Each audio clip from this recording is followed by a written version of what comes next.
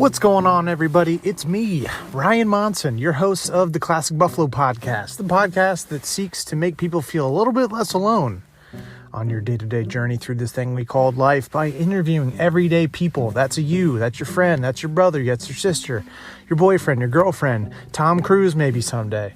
We're getting random people on here sharing their stories as raw as they want to be. Everything from ducks to trucks to mental health. That's pretty much what we're talking about. Anything in between. A lot of times it's sports, fashion, and that one time I talked about ducks a lot. I'm trying to make ducks great again. That's that's a trendy and controversial topic we're trying to bring back on this podcast now.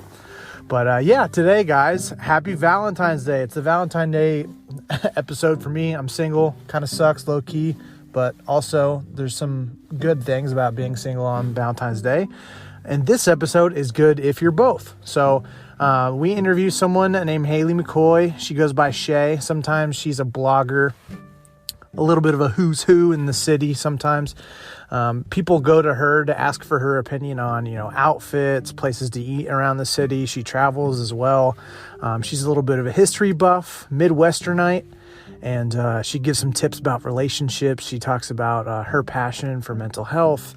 And we weave it in through relationships as well and how to make a good relationship, how to be single, how to be taken during Valentine's Day. It's a jam-packed episode, just to be honest. So without further ado, let's get to my interview with who we call Shay for Valentine's Day. Book 41. Here we go.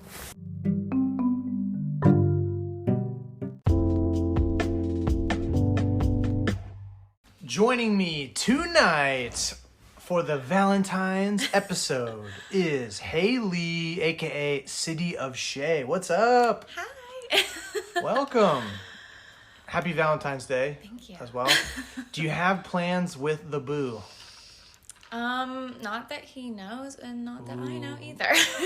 It's top secret. Yeah, I'm sure when I start blogging about it, I'll figure it out myself. So you're blogging. We're going to Yes, let's get into it. You are a blogger. Talk about what you blog about. So as City of Shay, I focus on 3 different brand pillars, which are kind of content areas that I like to focus on. So that would be lifestyle, local culture, and affordability. So I guess Valentine's Day would kind of be part of that lifestyle, depending on if I do like a gift guide. Most people do gift guides for Valentine's Day since it's a big gifting holiday. Especially it's one of those Hallmark holidays. I'm probably going to focus on best date nights in Indy. So from affordable to you want to stay at the Marriott or you want to like get champagne and bubbly and all that. Have you been to that one restaurant downtown that's like the circle, like you spin in a circle or something? The Eagle's Nest? Yeah, probably. I haven't been. It's like the one that's up high. Yeah, but it's just like it's perpetually rotating or something. No, that sounds kind of scary. Yeah, I feel like I get super dizzy. Like I'd throw up. Yeah. Like, why would you want to eat and spin? It's supposed to like be romantic. I don't know. Spinning, romantic. So do you usually like go to an event and then you'll cover it after, or is it like it could be before, after, during, kind of like? Certain events they do like you to blog about it. Certain ones I just do it because I like it and I found it to be a good source of content. A lot of things I blog about are just like tips and tricks kind of thing. Okay. I do a lot of like weekend getaways, but they're really just like Exhibit Columbus. We went down and saw that, which isn't that far. Yeah. I just went to Nashville, so I did one about that. So talk about Nashville. Like, give us the rundown. That was my first time going there, and it was like Vegas, country Vegas. Country Vegas. It was great. I had so much fun. I went with one of my best friends, and she had been 3 times. So she was like, oh, like, I'm down to do whatever you want to do. Like, I don't care if I do things again that I've already done. I don't care if we do everything new. Yeah. And since we're girls, we, like, planned it out day by day. We made sure, like, we knew we had a mural day since there's all these murals. We had our breakfast, lunch, dinner planned out in my agenda because that's how I keep track of my life. Right. But yeah, it was a blast to go with her. So, because she knew where all the fun stuff was. So what's like a recommendation? Doing all the murals for sure, as many as you can find, because literally you can turn a corner and find 5 more, which is the best part about Nashville. It's very artsy. Yeah. We loved actually the Grand Ole Opry Resort. I told her, I was like, it's like the Rainforest Cafe and the Cheesecake Factory had a baby. It's like I had left with more questions than answers. It's like a giant conservatory. Whoa. So it has all these like palm trees and waterfalls and fountains. Do they have actual animals though? I asked. Or are they like, and you know, I don't animals? think they do. Okay, animatronic. But they have 5 different like rooms of that. Oh, cool. Connected through a hotel. So it's just like this weird mess of like what is going on, but it's so beautiful. And like if you're in Nashville for Valentine's Day, I definitely recommend to go there because when it got dark, they turned on all these like sparkly lights and had these light shows. Yeah. I was like, this is so nice. Like it's low-key romantic and I'm just here with my best friend. Like, right.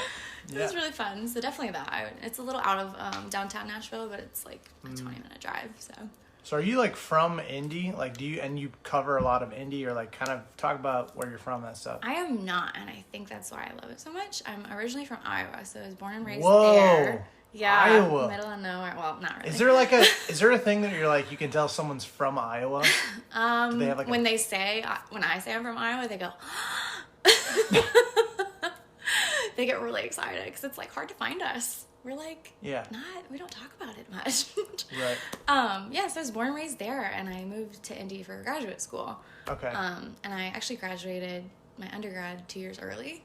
Whoa. So I was 19 when I graduated. Holy and then cow. 3 weeks later, I moved here. So that was about 2.5 years ago. Wow. I graduated with my master's 5 days before turning 22. What's your master's in? Museum studies. Okay. So old stuff. Yeah. Yeah. I love it. It's been really fun to learn and do, and it's a very niche field. So I've made a lot of really great friends through it because we're all like really passionate about the same thing. Yeah. Because I did my undergrad in history, and when you do that, people can literally go into law with history. It's a really great segue into law. Wow. A lot of people do it just to be a teacher, which is amazing. I thought that's what I wanted to do, and then I changed it the first week I was there, and I was like, no, like, kids are great. I just don't want a room with 30 kids that aren't mine. Like, that's a lot. So after that, I was like, well, we'll see what happens, and then here I am. Dang. So you do like archiving for a living? Yeah. So I work part-time in archive. And that was because I worked there while I was still in school, and they still like kept me on for a few hours a week, which is really nice. It's nice to still kind of have that foot in my field and do something I'm still passionate about, but also have this like blogging thing on the side. So you said you're doing something part-time, so you're making money. Yes. Blogging. Not yet. Sometimes it depends on followers. Sometimes it depends on the brand's marketing budget. Okay. Not necessarily you're making money at it, but right. Yeah, I have the time to do it. Yes. Yeah. Yes. So Monday's like blog day, and that's when I catch up on all my content. So that's today. Today's blog day. Today's blog day. So I do fun stuff on Mondays. I love Mondays. Yeah. So. Wow, you love Mondays. Garfield would not like you. It's the best start of the Mondays. week. Yeah. Have you always been so like chipper? Yeah. Really?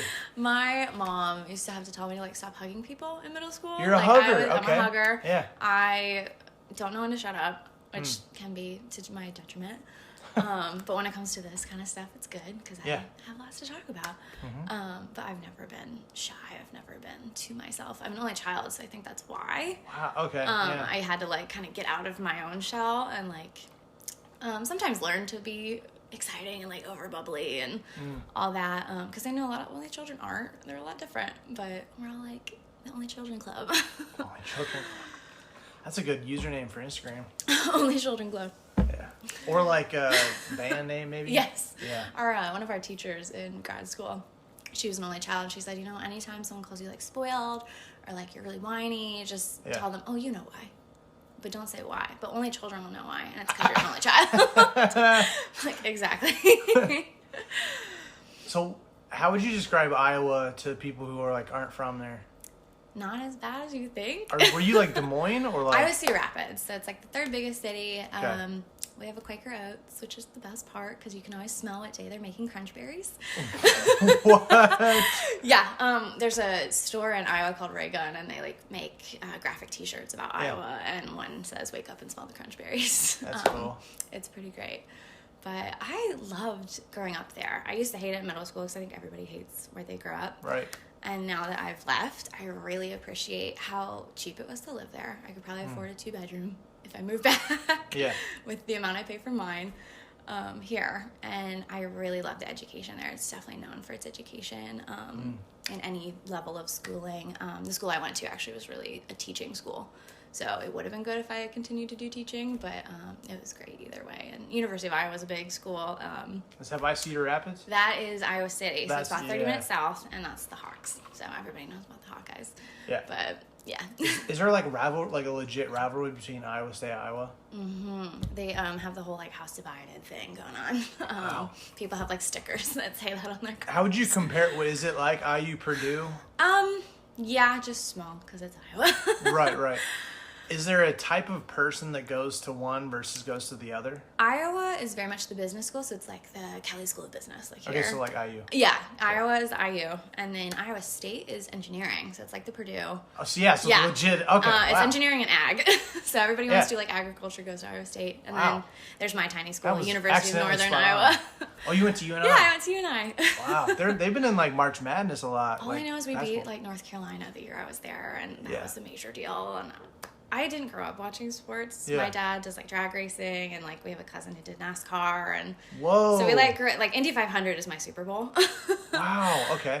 We did not grow up watching football, baseball. I did basketball in like 8th grade, and I was like too dorky for that. What pro teams do people from Iowa like? I can't even like Colorado. Everything close. So like Chiefs, they really like the Chiefs, and then some people really like the Vikings. A lot of Cubs. But, so you had a cousin in NASCAR? Yeah, I think Clint Boyer is like distantly related to us. Oh, okay. But my dad has like his hat with his number on it and everything. I've never been to the Indy 500 before. I feel like I should. Everyone from Indy says that. Yeah. I went this year. This was my first year because What was it like? My lease was always up the weekend of Memorial Day, and then I finally got a different one, and I was like, I finally go. Yeah. It was everything I imagined it would be. I actually had a sprained ankle. So all my friends, we like ended up in like, I think we were near turn 3, and all my friends had like set up a cooler for me to put my foot on because it literally happened like 2 days before the 500. So we were like hobbling through mud trying to get me to like a place where I could sit down and enjoy my Indy 500, and they were all just there to drink, and I was like, no, I'm watching this. Like, this is it for me. How big is like the actual speedway? Like it's like a couple miles, right? It's like huge. It's not just like 1 mile. Can't remember how big. I feel like it's because it's 500 laps. That's why it's called the 500. Yeah. But I can't remember how big it is technically. But like you could fit like a mall, like There's a museum in the middle of the like grounds. Wow. The Indianapolis Motor Speedway Museum. So when my dad visited, he really wanted to go there. Yeah. Was that like how you like bonded with your parents? Yeah, my mom I bonded with because she was just my mom, and like we're basically twins because only children. Like she's more my sister than my mom, and people think we're sisters. Like one time we went to Old Navy, and this guy came up to us and said, "Wow, your parents must be really tall." Because I'm 5'8", she's like 5'9", and she was like, oh yes, our parents are very tall. I'm like, Mom, you can't lie to the man in Old Navy. Old Navy. But with my dad, it was definitely racing, and like, even though I was the girl, like we watched Star Wars together, and like all the old like Superman and Batman movies.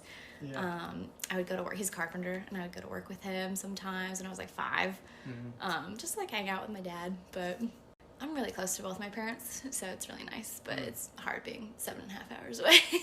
Yeah. How often do you like kind of see him? I go home probably once every few months. It was a little more when I was in school, actually. But now that I'm out, it's more like they're actually born the same day. So it's kind of nice. In July, I just have to go back for like one trip for both birthdays. That's nuts. It's easy and like really hard because they're divorced now, but when they were together, it was really hard for them to like plan surprise parties. Because, like, what if the other one did? And it's a surprise. You can't. Or, like, gifts, we would have to hide them very strategically. But, I go home for, like, not Valentines. It's on my head now. Yeah. We go Christmas and Thanksgiving. Yeah. And my parents are originally from Kansas. So this Thanksgiving, I went to Iowa, 7 hours, and then 8 hours to Kansas. Wow. And then back. Did you drive? Oh, yeah. It's the Midwest. If it's 10 hours, people are like, you don't need to fly. Yeah, whatever. It's 10 hours. You got podcasts now. Exactly. Yeah. When did your parents get divorced? I was 16, so I was older. I feel like a lot of people I hear about whose parents are divorced, they're like really young, like 3 or even younger. But I was 16, So it was never like sad. It was never like difficult for me to deal with. It was just like, I'm 16 and this is weird because I'm 16 and everything's weird. Like, life is weird when you're 16. And I think that I can be grateful for my schooling because of that. So I really just dove into homework. I had all these AP classes. So I definitely say I graduated early because my parents got divorced, because I just kind of like immersed myself in just schoolwork. I wasn't in any clubs or anything. I just did my homework. But it definitely made me and my mom a lot closer, because I definitely spent more time with her. Different for me, I think, because I didn't really know anything was going on. I don't think they really talked about it with me, and not because they didn't want to. It's just things happened, and that's how it ended up. But yeah, my mom is remarried now. She's super happy. My dad is like doing his own thing. He's got a dog, so he's happy. Yeah. Dog will do that, you know? Yeah, it's a Doberman. Doberman. So it's a big baby. It's like 2 years old. She's crazy. How do you like maintain relationships with your parents, not only when you're not in the same city, but also having divorced parents? Yeah, the good thing is they both still live in Cedar Rapids. Well, my mom lives in Center Point, but like no one knows what that is. It's about a 30-minute drive. So if I go home on like a weekend, Fridays and Saturday mornings are like mom days. Sometimes friend days, because some of my friends still live there. Yeah. And then Saturday evening, Sunday afternoon before I come back to Indy is dad day. So it's kind of nice to keep my time evened out that way. But when I'm here, I definitely just keep making sure I'm like calling, texting. My mom follows along with my blog and comments on literally everything. So it's super cute. Mom, yeah. But I had to show my dad how to open my links to my website, because he was like, oh, I just see you posting these pictures. I'm like, there's like a whole article behind that picture. And he was like, I have some catching up to do. I'm like, oh, Dad, you're such a dad. So they've always been like pretty supportive of you, like kind of going for what you want to do. Yeah, I think that's the blessing of being an only child, is you kind of get that one-on-one attention, which growing up is like annoying, because you're like, I'm 16, like why are you always on me, like I'm doing my homework. But now that I'm older, it's kind of nice. I don't have to like share my parents' spotlight with anybody. Not that that's bad, but it is nice, and it makes me feel like they're closer to me. And the older we've gotten, the more we've gotten closer, which is really nice. I think that's kind of how it goes with everybody. But yeah. How did you kind of like work through the divorce? Like, did you have to go through counseling? Did you kind of like, you were good? I think I was supposed to go to counseling, and they ended up talking to like court or whatever, that I didn't actually like need it, or I didn't seem to need it at the time. And they were like, okay, that's fine. In the state of Iowa, you actually have to be 18 to decide who you live with, which at that point you could just live on your own. Right. And I ended up staying a lot with my mom, but I think they just saw that I was doing all right. I was doing good in school. I wasn't like, it didn't seem like anything happening mentally to me was causing me to suffer in any other aspect of life. It's not, because I think a lot of times like your grades suffer, and then your parents realize, hey, something's going on.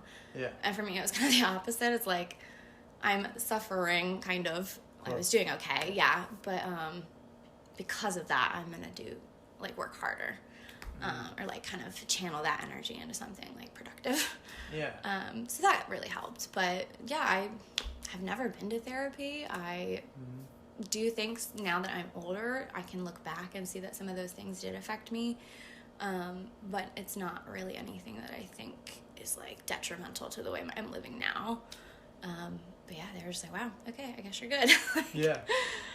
Do you like still do that kind of like to this day? If you're going through something rough, you try and like focus that energy into more blogging or working harder at the job. Like, how do you channel kind of trauma or just in general things that aren't going very well? End of undergrad, beginning of grad school, and up till today, I never worried. I never had anxiety. My mom was always like, how do you not care what people think of you? How do you not worry about everything? Because she's a major worrier. She's always like, we're so opposite. Like, how are you my kid? Like, and now that I'm older, and I think I went through such strenuous schooling, I've definitely gotten some more anxiety. I definitely see myself getting a little more anxious about things. It's definitely not like diagnosed or anything, but I have noticed, and a lot of friends and family have been like, oh, you seem a little more like on edge about things, or you seem to be worrying about things that really you shouldn't worry about because you're going to be okay. And I'm like, oh, I know. Like, so that's definitely kind of crept its way in. And I think that's just the nature of what I did during school. I went really fast. Yeah. I didn't really give myself a break. I don't ever give myself breaks. Now that I'm graduated, have all my degrees I need, like, I'm done, which is great. I had to do the whole job search, and my program kind of prepared me for that. They prepared us with like mock interviews and things like that. Yeah. But I don't think anything prepares you for post-grad life at all, regardless of your degree. So I applied to, and I'm very organized. I had this little spreadsheet of like jobs I applied to and the like name of the position, where it was, what benefits I get, because I love Excel. I did that 120 times. And I think I got about 5 interviews. And in October, I was like, okay, this is starting to take a toll. It was actually September. It was starting to take a toll on my health. And I was just like, or my mental health. And I was like, okay, I just need a break. Like, I need to not do this. Because it was getting to the point where I was like, rejection sucks. 120 rejections really sucks. Yeah. And so I did what everyone does when they're stressed out and sad. They start a blog. Because that seems to be like what a lot of people have done. And there's nothing wrong with that. But it's funny how it's like most people are kind of in this rut in life. Like, they don't really know where next to turn. They need a creative outlet. So they just start writing, which I think is kind of beautiful. Like, I just need to get it all out. It doesn't have to necessarily even be about... It doesn't. It can be your notes in your iPhone. Like, honestly, you could do whatever you wanted. But my friends have always said, like, not even you should start a blog, but like, oh, this influencer posted this. Like, you could totally do that. Like, you should be doing that. And I was like, oh, that'd be fun. I don't know first thing on how to do that. Yeah. So you had no idea what to do. What did you do? I first created highlights on my account. I always thought highlights were dumb because I was like, who wants to see your stories? They've already seen them. Right. It's 24 hours for a reason. The highlights are that little circle section above in your Instagram profile, like right above your timeline of your photos. Yeah, so I downloaded Canva because we already used it a lot in museum class, actually, for like flyers on exhibit openings and things like that. And I am obsessed with Canva. But I was like, all the bloggers have highlights. Maybe I'll, get over it and make some highlights. And now I love them. I love adding to them. I love like deleting stuff when they get too full. And then I was like, okay, how do people get that little thing under their username that says like their occupation or what they do? Like, why does Selena Gomez just say singer or whatever she has? Like, I wonder how it works. I just Googled it because Google's beautiful. And it said just switch from either a personal account to a business or creator account. And I think I picked creator. I was like, okay, wow, I can see like things now. I can see graphs and charts and all these things. I'm like, I got a D in math. What am I doing? Like, I almost failed math. But so it's just been a lot of Googling, a lot of asking people. The community here is incredible. They, like I said, I'm not really shy. I kind of just throw myself into things. Yeah. And so I kind of just went like, hey, hi, here I am. Like, inserted myself into this and hi, let's be best friends. And they've just been super sweet and super great because I'm sure, I don't know if other groups are, but I'm sure other groups could be like, hey, no, like, you need to do your time. And because some people are like, won't work with brands because they don't have a certain amount of followers or things like that. Yeah. And they've just been like open arms. It's been super great and super helpful. I just started going to events that were free and open to the public and connecting with bloggers there, getting signed up to their email lists and being like, hey, I'm trying to do the same thing you are. Definitely more to my speed, not exactly what you're doing, but I would really like to, maybe get coffee. And that's really just like, you gotta just not care. And I'm really good at that. So right. That's a really hard thing for people to do. It is. It's kind of hard since it's sort of hardwired into your brain. Right. But like, do you have any tips for someone? Because that is a pretty common reason why we don't do stuff. We're scared. We're afraid of what other people think, right? Right. Like, is there a tip or an exercise that you might recommend to that person to try? One of the biggest things I read when kind of figuring out what your brand or like niche should be was ask your friends. What is one thing that if you could ask me advice on, what would you come to me for? And I was like, that's incredible, because you're already asking people that you know, like, care deeply about you and, like, aren't going to care about if it's weird that you're doing that. My friends have been incredibly supportive. And so I asked my friends that, and they were like, well, fashion, places to eat, and wine. I was like, okay, I can do all those. So I would say ask people who you know genuinely care about you. Hey, what do you think? Is this something you think I'd be good at? What would you want to read from me if I wanted to do this? Because obviously you're friends with those people for a reason. Yeah. They know you better than you sometimes, and you definitely need that, like, second perspective. You can't just stay in that, oh, well, I can't because who would read it? And I've definitely kept the mindset of, because I think sometimes we get stuck in that too of, I posted this thing and it didn't do well, like only one person clicked on it, like you still got one click. That's better than zero. Like, you have to kind of shift your mindset to be, wow, like, I really reached one person today, and I hope I really made their day. I did a giveaway, and only one person entered, and I was like, congrats, you won. And, like, she still follows me, we chat, like, it was amazing, and I was so happy to, like, mail her a Goodwill gift card, because it was a Goodwill giveaway. Yeah. So you kind of have to shift your mindset a little bit, which is easier said than done. I would definitely ask people around you that care about you, for sure, on what direction you should maybe go. What's your passion? When I ask that question, what's the first thing that comes to your mind? History is the first thing I thought of. I went into history because I loved it. I was good at it. That's why I thought I love school, and that's why I thought I wanted to teach, was because I was like, I love school. Why shouldn't I just stay in it forever? Right. Like, I could go to school every day if I taught. Right. But now that I'm museum focused, I love the way objects can tell us, like, stories. Everybody interprets things differently, and that's all due to, like, where you grew up, like, what you know, what you're exposed to, which is super interesting. And I feel like I can kind of bring that to my blog too. So it's been kind of difficult trying to merge my two passions, the museum field and the blogging world. They don't really teach you marketing in museum class or how to do Squarespace, how to read your analytics. We learned like unique value proposition, and that's like what you bring to the table that's completely you, what makes you different. And that was the only thing that was really helpful when making my blog.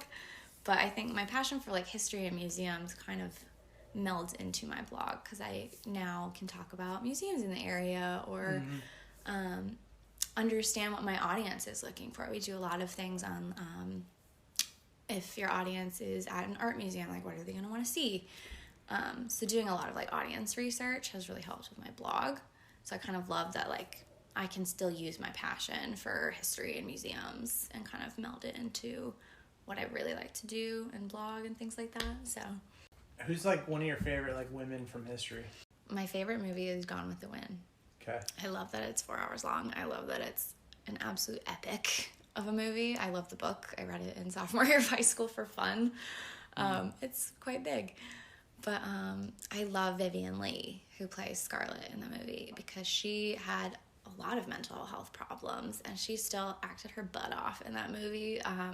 She had horrible relationships with men in the film industry, and her life was very sad. But when you think of her, you think of this amazing epic film. And I kind of love that she has that legacy, that even though she was probably really hurting inside, she gave it her all. She performed, and it's a movie that's lasted. It was made in 1939, I believe. So Dang. It's lasted the test of time for sure. What's like one of your favorite moments like growing up? When I was, I believe, 11, we moved to the country. It was more like the suburbs that had a cornfield behind it. It was not the country. Yeah, what's the country in Iowa? The country in Iowa, there's the country, like where they drive their tractors to school. And then there's like my school, where it was in the middle of like downtown. Okay. So it was like, yeah, suburbs with a cornfield. And I had so much fun living there. We were only there for 5 years. And I lived in the house behind the cornfield. And I had exchange students growing up, actually. So I had one from Thailand and one from China. And I'm actually visiting Thailand in May to go see her. Whoa. So she came for my high school graduation. So it's been about 5 years since we've seen each other. And we still chat. Like, she's super excited to pick me up from the airport. I'm trying to learn Thai to talk to her parents. Oh, but, so that was a great memory. I was just having sisters, finally, since I never had siblings. Oh, right. Yeah, so I finally got my sisters for a little bit. And the other one, actually, the one from China, went to Iowa State. And now she lives in Charlotte. So they actually, the Thai one went back to be a doctor. But it's so funny, like, they kind of still are around, and we still chat and everything. Yeah. But when they were here, we just had a blast. Because we are in the middle of Iowa. Like, I feel bad because it's not like New York. We can't really show them the cool touristy things. But we are 4 hours from every major city in that area. So we took them to Mall of America. I was like, what's the most American thing you can do? Take them to the Mall of America. Like, they'll love it. And they did. They had so much fun. Chicago, St. Louis, Omaha is all within 4 hours of my hometown. So they did get, I think, the true American experience, because I don't think the general American experience is a New Yorker. I think it is a medium-sized town, Midwest. I think that is the perfect American experience. So that was super fun, and just showing them around Iowa and things like that.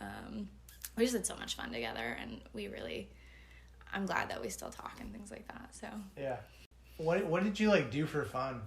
Like, homework. To me, that was fun. So my friends think I'm crazy. A lot of mall. Yep. I worked at a movie theater from like 16 to 17 years old. A lot of free movies. Adventureland is in Des Moines, so we would always go and drive. Adventureland. It's like the Kings Island of Iowa, like roller coasters, all that. Water park. Lost Island is also one we had that was super fun. Any crazy movie stories? People bringing courtesy cups into like packed, sold out movies and like using the bathroom.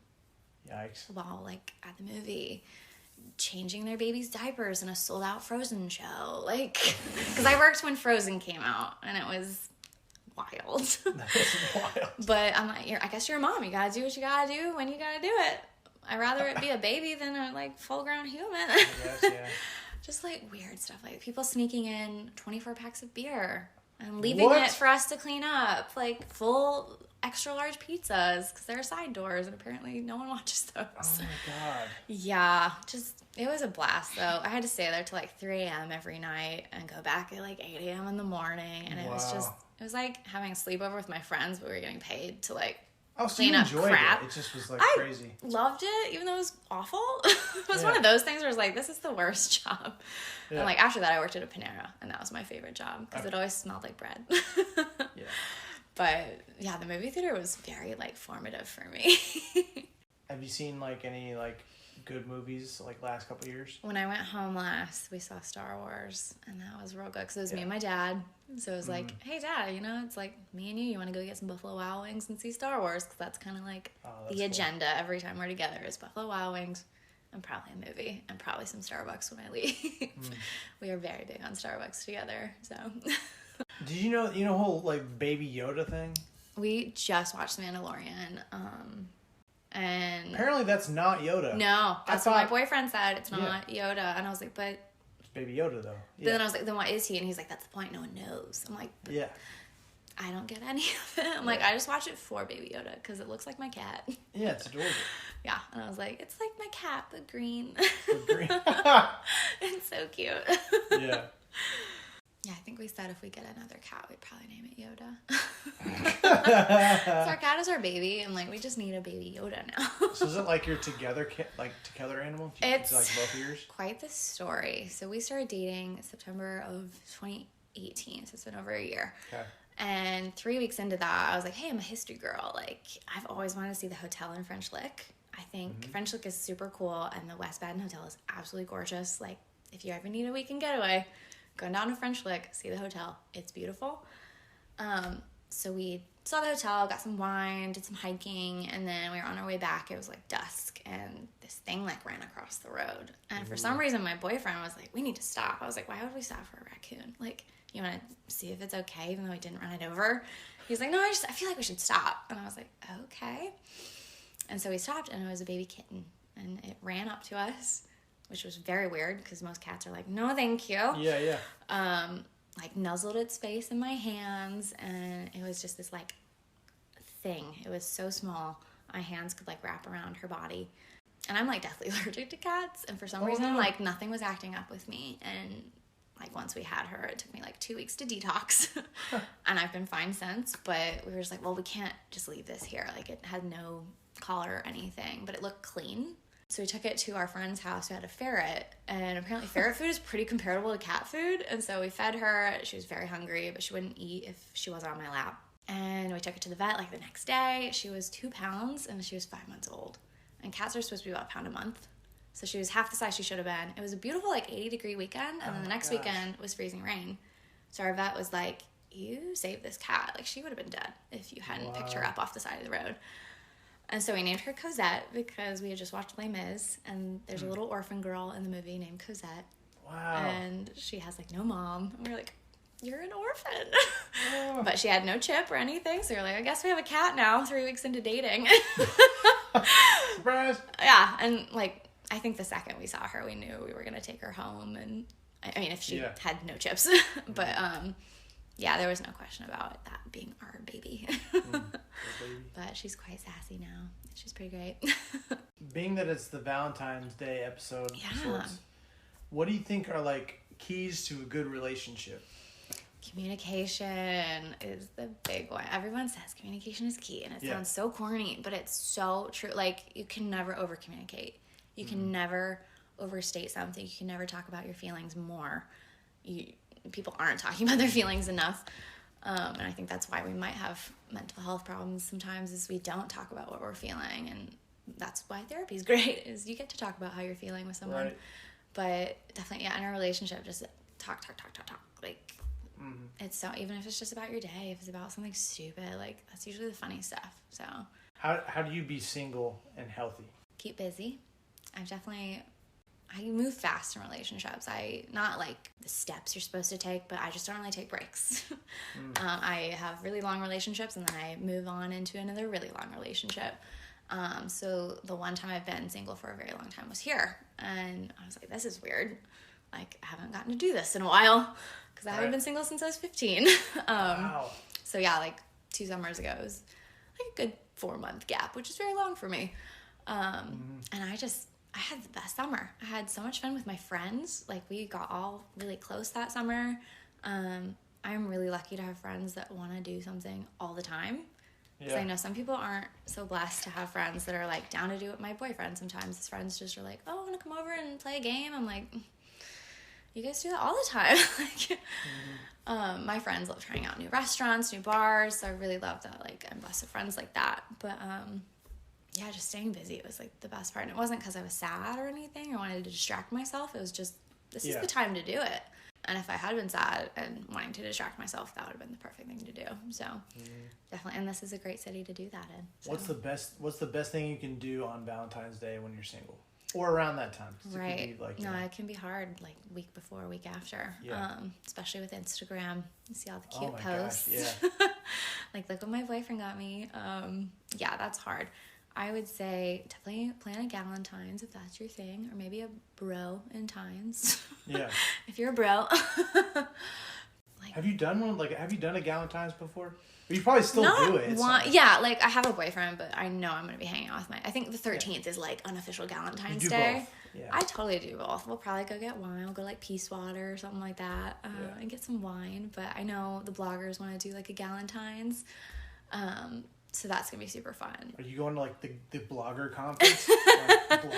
No, I think we're just, like, planning it all together. But, yeah, I'd say totally plan something. And if you don't have friends that want to go do anything, like, take yourself to dinner. I think because I'm an only child, I love going places by myself.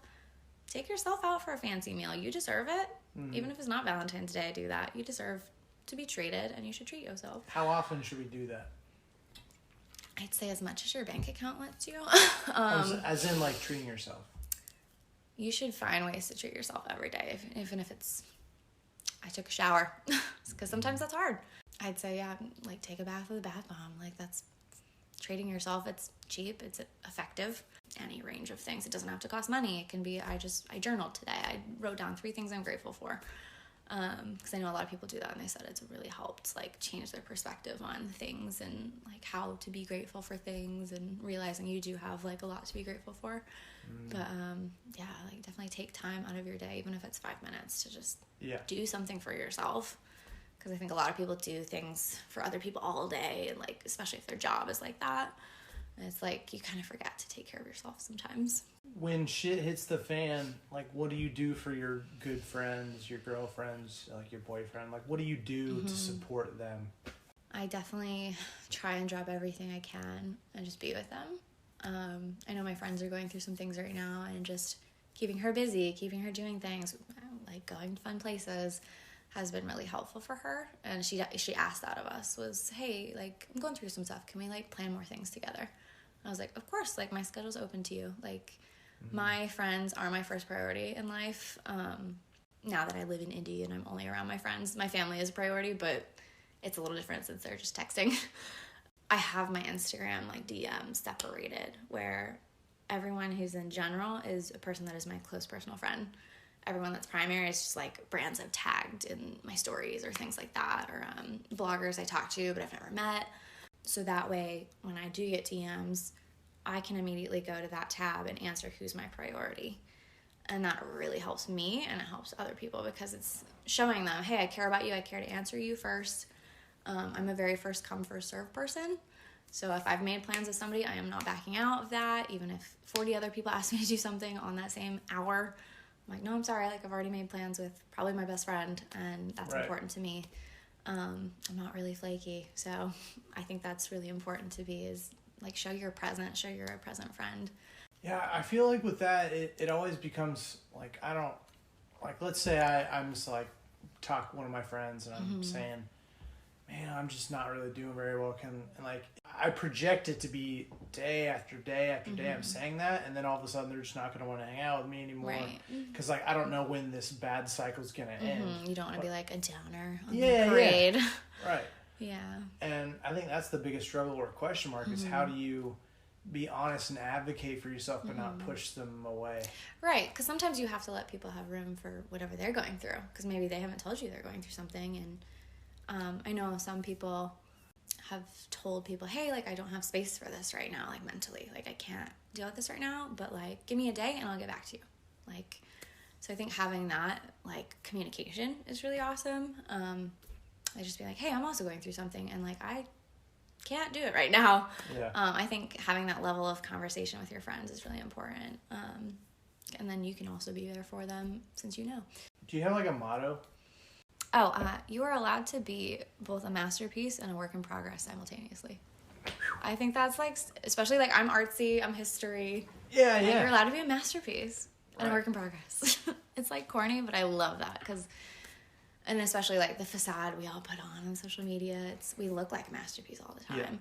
Yeah. It's important to know that we're not always that. We are a work in progress, and other people are too. Just because they have more money or look prettier, they go through things too. They just don't post about it. And some people do, which is really great. Have you heard of kintsugi? No. Okay. So kintsugi is art from, I'm going to guess, anywhere from like 1,000 to 1,600 in Japan. Okay. Or something like that. It's like in one of those like weird... They're in like dynasty things. Yeah, dynasty times. So like, there was a shipment of bowls that were, I think it was from China to Japan or something like that, and they broke on the way over. I know what you're talking about, the gold. Yeah. The gold, yes. And so that like, they tried to put them back together, and they infused it with gold, and so like pretty. To kind of put the bowls back together, and it actually looked cooler when they broke them and then put them back together. Glass. Yeah. And so there's been this like thing of like kintsugi art of this idea of things are better broken, and then you put them back together, and like it's so true. Perfect, or a masterpiece through brokenness. Yeah. I don't know. I love that. And to show that visibility, like this is how it was broken. So they just started. So now they just start purposely breaking them so they can like create art. Yeah, and I think that's it's such a good metaphor for like what we are as people, which I love. But I've always loved that quote. Yeah, where do you think we're at today? like with anxiety, depression, or just mental health in I general? was thinking about it today, and I was like, are we more aware of it because more people are talking about it, or are we more aware of it because more people have it? And I can't really figure it out yet. I want to say it's because more people are talking about it, because as a historical person, people were not talking about being gay. People were not talking about being lesbian. People were not talking about having anxiety or depression. They called it shell shock during World War II and One. Yeah. They didn't call it PTSD. Right. They called it shell shock. And I was like, no, these people have like an extreme issue and it needs help. So I want to lean more on the side of it's more out there because more people are talking about it, which I think is great, because a lot of people do say like, oh, we're not talking about it enough, and it's like, I think we are talking about it a lot. I think we just need to know how to talk about it, because I think people are very comfortable now saying, hey, I have anxiety, I have depression, but our friends are not so much ready to be like, okay, you have that, so what does that mean I should do as your friend? Like, how should I help you if you need help? Do you even want me to help you? Because some people are like, I'm gonna deal with it, like it's not your problem, like Right. I'm gonna do it. And some people are like, I really need a shoulder to lean on. I think it's good as a friend to understand what that person needs and if they want what you're willing to give even. But yeah, I think a lot more people are talking about it, and I think that's really good, because it shows like, hey, we're all like normal people. We all have issues, and like that's the best part, is we all can talk about it together now. Before news and media, like you were concerned with what was going on in your village, Right? or like maybe Indianapolis, Where are the maybe chickens? but, Like just like what is right in front of you, and then like your couple neighbors, and then if you went into town a couple miles away, right? But now we have social media. We can hear about the injustices in China. We can hear about like all types of different things that are going across the globe. And then we can also connect and become friends with people we've never met before. Like there's some very good and some very bad things that are going on at the same time. For sure. With mental health, this thought of like, if we're pointing out that there is a hole in a ship, there are some people that just don't understand how to fix it. They just won't. They don't know anything about ships. They don't know whatever. And I think the goal is to empathize. Like someone goes, oh my God, there is, like, to find those other people that also realize, and they realize the importance of the issue, instead of convincing every single person in the world that we need to fix this one issue. Right. It's like, we don't need to fix anything, because no one's like broken per se. Like, we are broken, but it's not like I am broken, so I must be fixed. There's something wrong with me, so I must be fixed. It's like compassion overload. Like, we're supposed to care about, not that you can't, but you're supposed to care about what's going on over in Australia. You're supposed to care about Iraq, Iran. You're supposed to care about, like, there's so many different issues that you have to care about. How clothes are made. I mean, you made fast fashion, all that. Yeah, that's been a big blogger thing. Is I've heard some people be like, well, this blogger hasn't addressed Australia. I haven't addressed Australia. I definitely know it's an issue. I just don't have the money right now to donate, and I wish I did. But like, I can very easily put a donate button on my Instagram. So there are ways like to bring awareness to issues like that. But just because someone's not talking about issues doesn't mean they don't care, which I think is important. Like, I think people are very quick to judge these days. Right. And be like, oh, so-and-so didn't talk about this, so they don't care. And it's like, well, no, you don't know what else they're doing. You don't know what's going on. Have you talked about said issue? And usually it's no. So I think, yeah, it's important to maybe think before you speak still. Yeah, I'm just trying to brainstorm solutions and stuff, because it's like, you know, if there's just certain, I mean, you see it a lot in political parties, like Republicans versus Democrats. There are studies that say, like, your brains are actually, like, literally different. It's very hard for you to understand someone else's perspective. And if or they change just, it, exactly.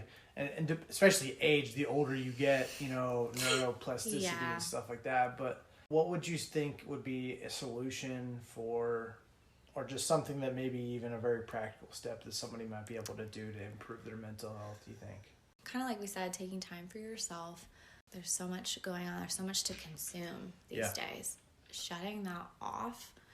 I just went to Traders Point Christian Church last night, and they were talking about screen time.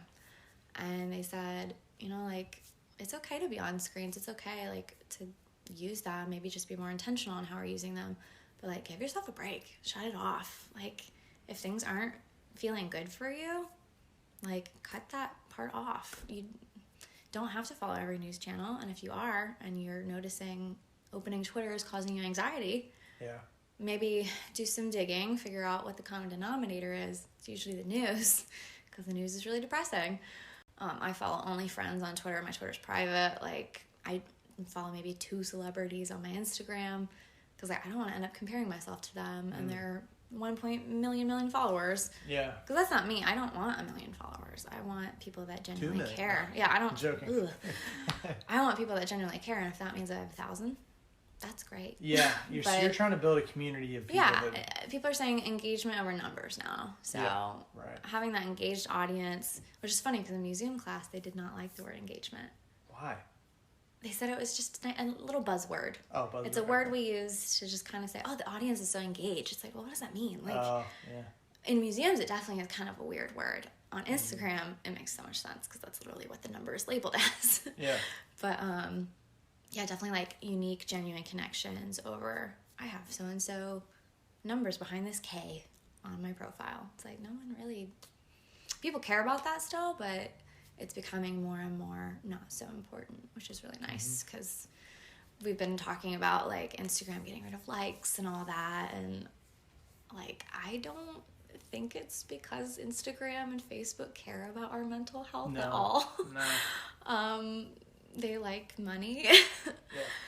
My likes are still there, so I don't really know, but so it's supposed to an outward view maybe. I think you're still going to get notified of likes and stuff like that, but it's targeting influencers to make it harder for that stuff. Yeah, brand deals and all that. So to encourage higher spending and and we are able to promote on our own pages, but I still think like you can send brands analytics. They're the only ones that should see your analytics other than you, and it should be on a specific like time or post. Like, we're not out here sharing our numbers because that does actually affect people's health.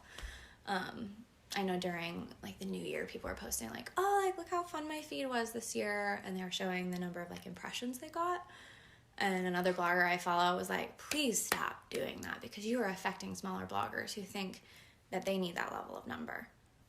And they're not working hard enough when they're working their butt off. Right.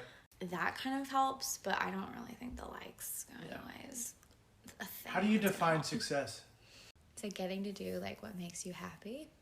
Like, obviously, we live in a capitalistic society. What makes us happy hopefully makes us money too, because that's just the world we live in, and it does suck sometimes, but when you generally get to say you're doing what makes you happy and maybe still have hobbies on the side too. Because I see a lot of bloggers that make it their full-time job instead of their side hustle, and they get really burnt out because now the thing they were doing for a creative outlet and for fun is now work. So finding that balance, not even for blogging, but just in between like your hobbies, what you love, what you're generally passionate about, what you went to school for, hopefully, and paid all that money to do. Getting to do what you're happy and living while doing it. How's your 2020 been going so far? It's 2020. I got 2020 vision. It's gonna be good. I don't actually. I have like 2050. But it's been high and low, you know? It's a lot of great brand things for me, like blogging-wise, have gone really well. But I also, my credit card expired, or my debit card expired in December, and my bank still hasn't sent me a new one. So I've been without money for like 13 days. Oh my God. But, I haven't spent a lot of money. I've really, stuck to the budget I made because I literally can't do anything else but stick to my budget right now. We'll plug your GoFundMe. Oh my God. It's coming. It's coming in the mail. Have you seen that thing where like people like post your event? Like, it's just a weird like... Even on like dating profiles, be like, this is my Venmo, or just like on Twitter, here's my Venmo. What? Like, if you're just gonna Venmo me randomly, I know, like money. Do you want to work for it? Right. I'm sure people randomly do. What are your thoughts on TikTok? We have so many me and the bloggers talk about this a lot because TikTok seems to be the wave of the future. It seems to be the new Vine, and like, I miss Vine, but people are already trying to figure out how to make money from it, and you can like buy ad space like you can on Instagram. And I'm like, I can't figure it out because there's too many buttons and there's too many 14-year-olds. Like, I can't do it. My cousins are on there and they get like a ton of views, and I'm like, but you're like 15. Like, what are you doing? Right. I I do think that their hashtag system is really good. Because once you're in a hashtag, you're like in it. It's shown to people. Because Instagram, it's hit or miss sometimes if you're going to be seen from a hashtag.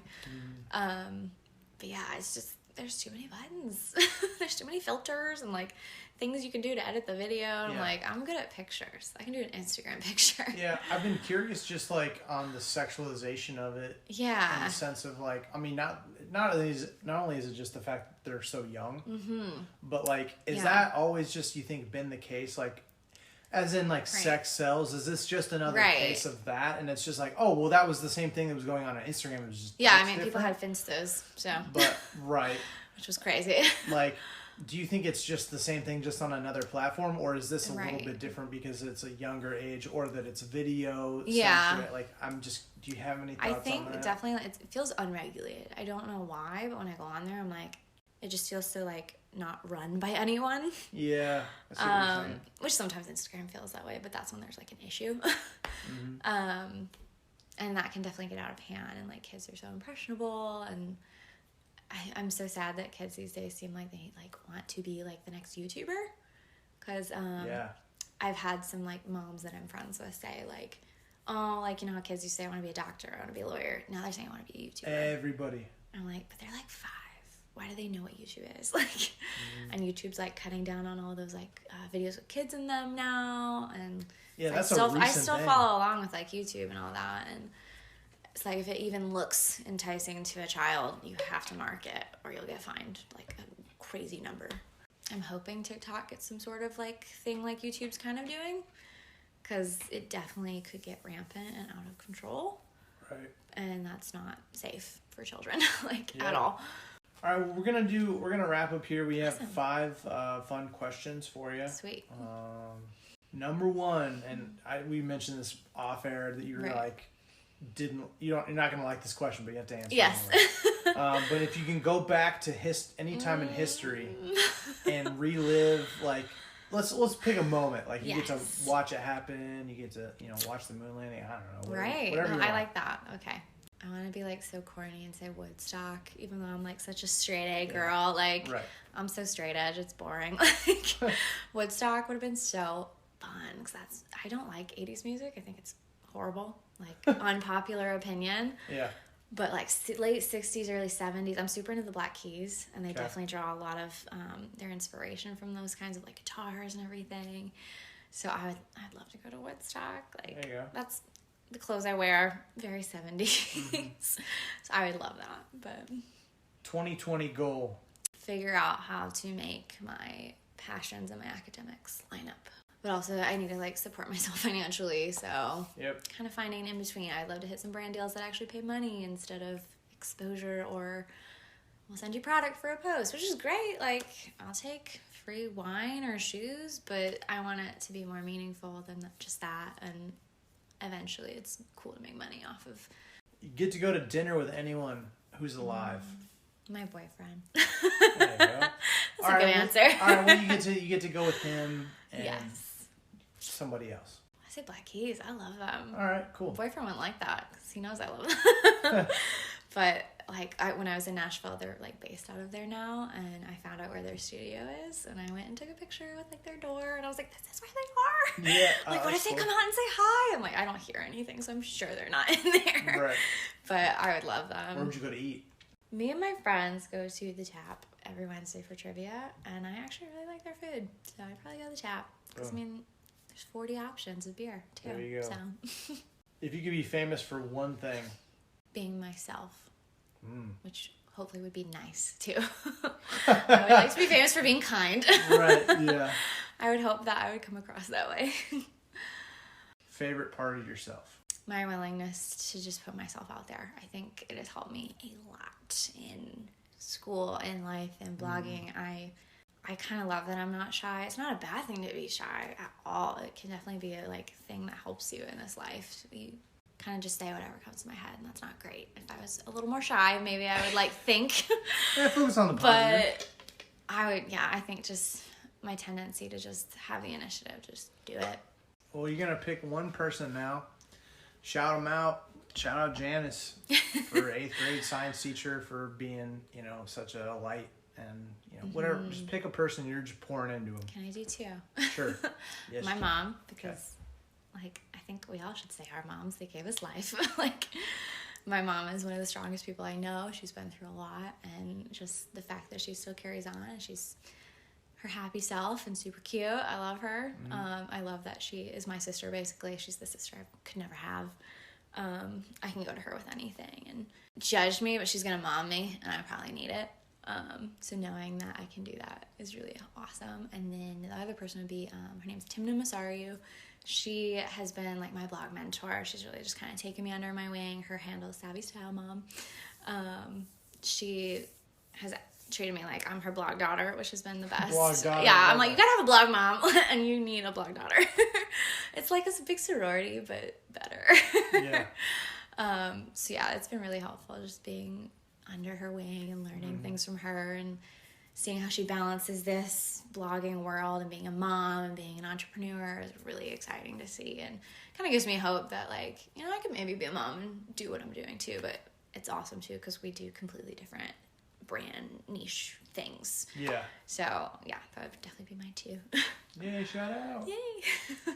So how can people find you? Kind of shout out your own. All right. So I am now on Instagram as City of Shay. I just rebranded from Hayley McCoy 16. I know a lot of people have messaged me saying, is this you? Is this still your brand? Right. I'm like, yes, that's me. It's just better. And then City of Shay, so SHAY. SHAY, not like Shea Butter. Okay. And then my blog is just cityofshay.com. So yeah, that's me.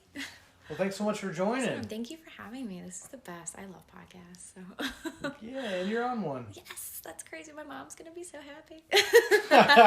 She's going to listen to You're it. famous. Please don't hate me, Mom. Cool. Awesome. Thank you. Bye, guys. Bye.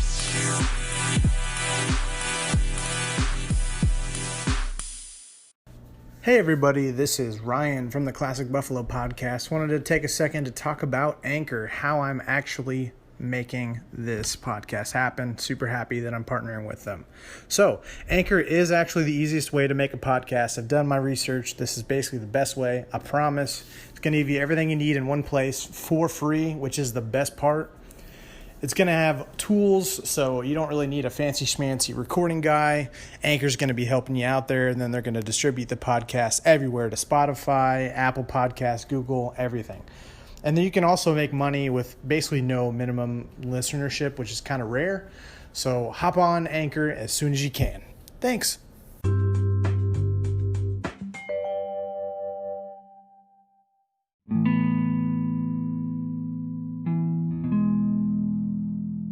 So I just got done talking with the wonderful Hayley. Shout out to you, girl.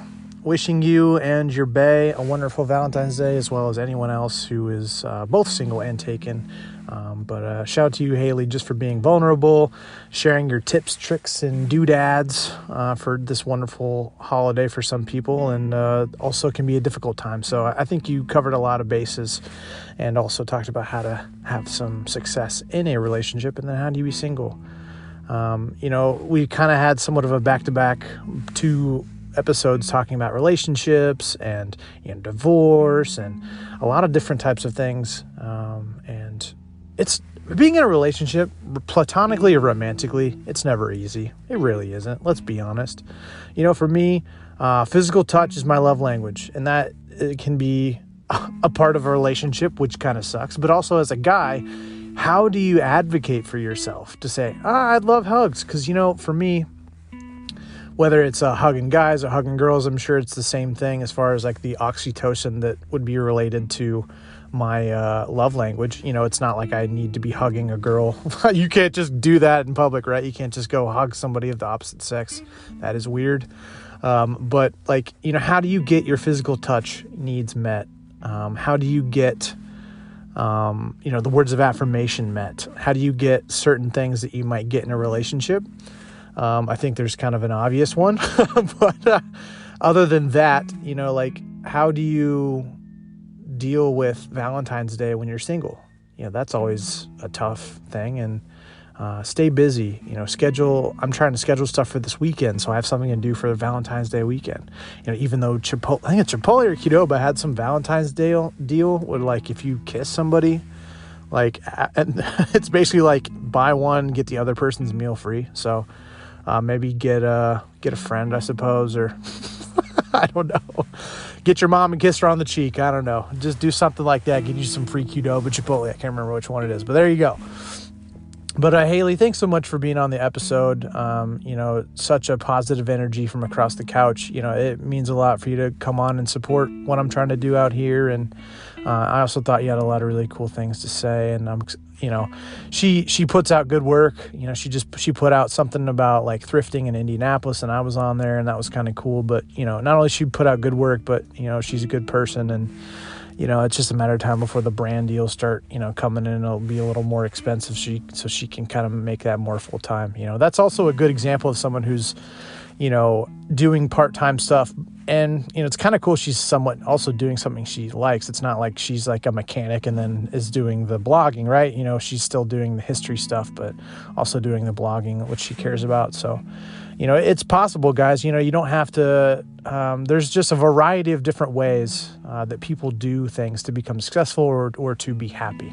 It doesn't have to be a 9-to-5, 80 hours a week doing the thing you love. You could be doing something like what I'm doing, where I do it a couple hours a week.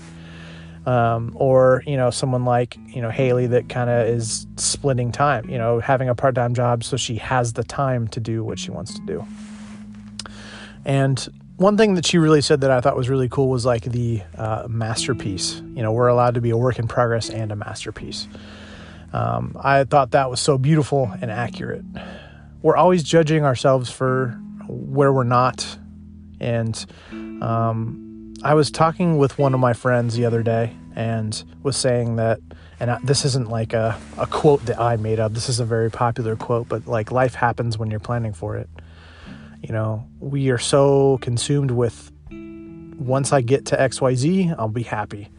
And we completely miss life. We miss the journey, because it's painful or it's monotonous or, and maybe the goal is to make those moments, to have more mindfulness moments, to find joy in the hour of break a day for your work or your drive home and there wasn't traffic or, for whatever reason, like those little moments. Like that's what life is. And, maybe life's like that.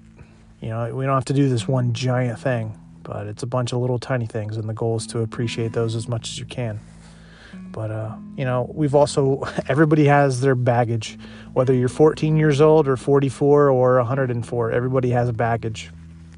Everybody has trauma, and everybody has beautiful, awesome, amazing things that they're capable of doing, they have done. As the listener, you are the only person who thinks the way you do, tastes certain things, and likes to have both mayonnaise and ketchup on your sandwich, but then, hates pickles for whatever reason, and then you love country music, and then, you hate Star Wars, and then, it's all of these combinations of the likes, the way you think, the things that you've done in your life, the things that have happened to you. You're the only combination of that. And, we're all our own masterpiece in, I wouldn't say one person's better than the other necessarily, but that's my challenge to you is this week, realize that you are a masterpiece as you are, and you are a work in progress. You're the halfway Mona Lisa, but you're still being created as a wonderful work of art. So I hope you enjoyed today's episode. If you want to get on and talk about literally anything, please DM me on Instagram. I'm always open DMs. Nothing much else going on for me in my life. I think I can safe to say my medication thing, I've made some determinations with that. That would be a kind of a quick update. I kind of have an understanding of what my medications that I have access to, what they do to me, and then what I should really use them for. So I've made progress in that. I'm not on any consistent medication anymore, so woot woot, but I have no idea if that will change or not. But that's a tiny little update from me, but I would love to have anyone on the podcast, guys. You don't have to be famous Tom Cruise yet. Tom Cruise, shout out to you. If you do want to be on the podcast, I will have you on. Morgan Freeman, maybe my number one guest I'd love to have on just because of the voice. He's my secret man crush. That's a little insight into my own story. But if you'd like to be on the podcast, please let me know. We can schedule a phone call, record it, or you can come see me in person. Either one works. Or if you want to have a friend on. We've done more than one person on before, so But yeah, we'll be back again next Monday for another wonderful episode. And until next time, stay alive. I love you. You're an awesome person and a work in progress masterpiece. Bye.